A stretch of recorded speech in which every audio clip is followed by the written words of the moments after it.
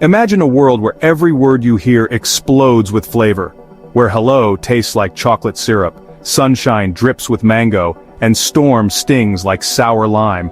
Now picture living this way every day, your tongue dancing with tastes no one else can sense.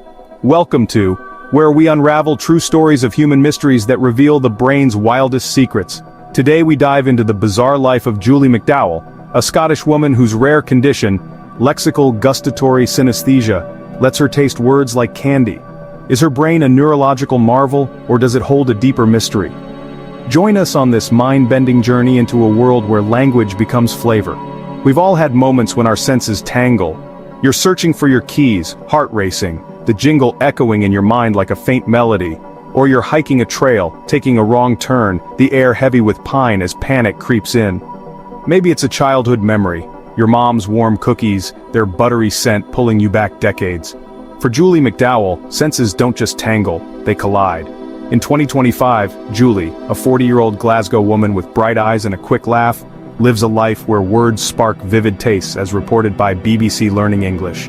Her sister Jen shares this gift, but Julie's story, vivid and strange, captivated the world. Let's step into Julie's world. In 1990, at 5, Julie, female young curious, sat in her Glasgow classroom, pigtails bouncing as her teacher read aloud. The word apple hit her tongue like crisp fruit, sweet and tart. Teacher tasted of warm porridge, comforting yet bland. Confused, she told her mom, Anne, female, 30s, kind-faced, who dismissed it as childish fancy per a 2021 interview with synesthete Henry Gray. By 1995 at 10, Julie realized no one else tasted homework as bitter spinach or friend as sugary jam. Her brain, wired differently, was a mystery even to her. What's it like to lose your keys, only to find them in your coat? Relief washing over you? For Julie, relief might taste like honey. In 2015, Julie, female, teen, thoughtful, navigated high school, where names sparked flavors. Her friend Sophia, female, 15, cheerful, tasted like pink marshmallows per BBC Learning English in 2025. But Neil, a classmate, male, 16, lanky, brought spaghetti hoops, distracting her mid-conversation. A 2013 study explains lexical gustatory synesthesia, where words, inducers, trigger tastes, concurrence, often tied to childhood foods. Julie's brain was painting her world with flavor, unasked. Science offers clues to this brain secret. A 2011 study notes synesthetes like Julie have extra neural connections, linking language areas like Broca's to the gustatory cortex, which processes taste. Imagine your brain as a city. In most, language and taste are distant neighborhoods. In Julie's, they're fused, wires sparking across regions. In 2005 at 20, Julie, female, young adult, vibrant, underwent an fMRI scan, per a 2013 article. Words like love lit up her left anterior insula, a taste hub and superior parietal lobe binding senses, unlike non-synesthetes. Her brain was a living kaleidoscope. Ever recall a song, its melody vivid as if it's playing? For Julie, words were like songs, each with a flavor. In 2010, at 25, Julie, female, adult, confident, worked as a barista, where orders were a sensory storm. Latte tasted like creamy caramel, but decaf was stale bread, per her 2025 BBC interview. A 2016 study suggests synesthetic tastes often linked to phonological roots. Sounds like might evoke mint, as noted in a 2006 article. Julie's customers, unaware, spoke a menu only she could taste. By 2015 at 30, Julie's condition shaped her life. She avoided certain words like tuna, which triggered a fishy craving per BBC Learning English. Dining out was tricky, waiter names could clash with her meal. A 2020 study, the multisense test, confirmed synesthesia's consistency. Julie's word taste pairs tested over weeks matched 99%, proving her brain wasn't imagining it. Ever feel a craving so strong you raid the fridge? Julie's cravings came from words, her tongue hijacked by language. In 2018 at 33, Julie, female, adult, reflective, joined a study at the University of Edinburgh per a 2019 article. Researchers showed her images, a platypus, a sextant, inducing a tip-of-the-tongue state.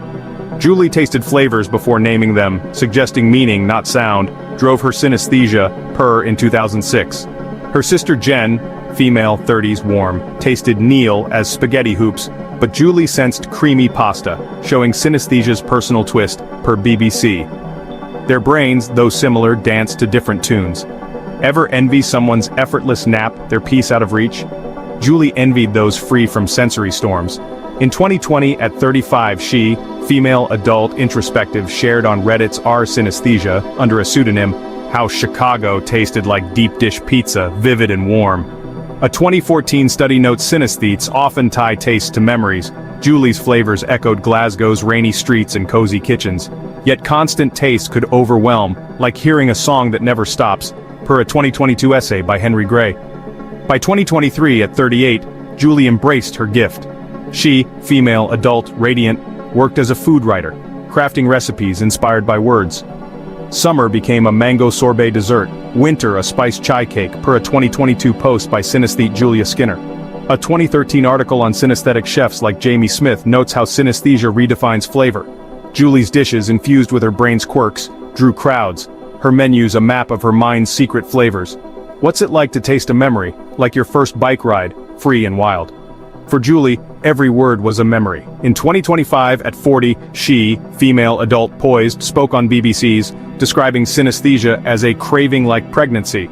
The name Leo, male, 30s, friend, rugged, tasted like noodles, vivid and warm. A 2011 case study on synesthete PS, whose mother had synesthesia, suggests it's hereditary. Julie and Jen's gift likely came from their mom, Anne.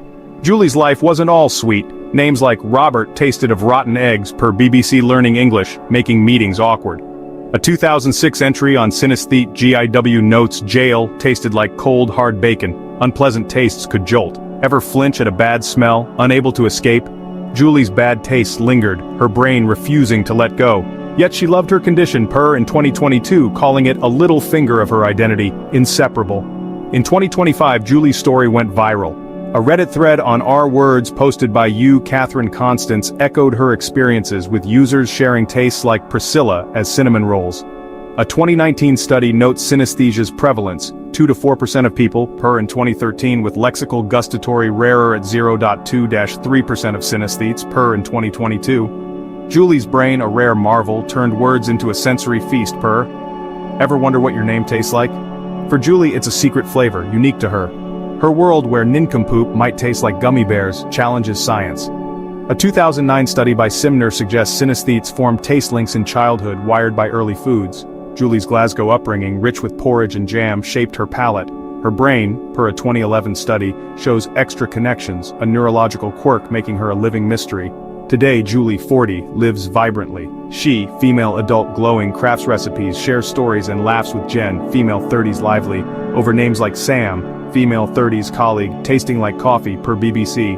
Her condition, per a 2020 study, may involve bidirectional synesthesia, taste-sparking words, word-sparking tastes. Is her brain a superhuman anomaly, or a glimpse into consciousness's untapped depths?